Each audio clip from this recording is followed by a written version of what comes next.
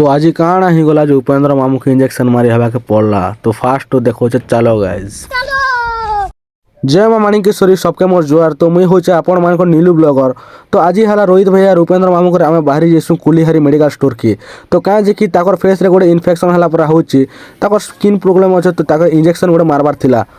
तो आम इंजेक्शन मरे कर आसुलु ना आर बाटे जनता आम बंटी ताके देखसु हेन्ता हठात पूरा गाड़ी थे ताकर संग कथा आसु। तो देखि पारुथिबे ताकर ना हला बंटी।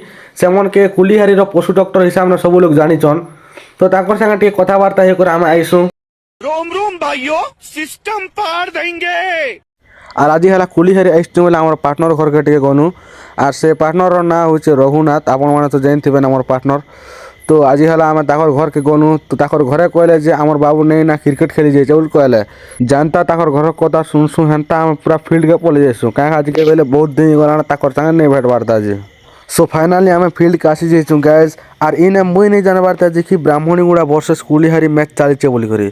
आर इना आमर गाँव मैच चलचे आर कुलीहारी रो। तो बहुत बढ़िया लगुचे खेल। आज मुई आसी पारली देखवा लगी।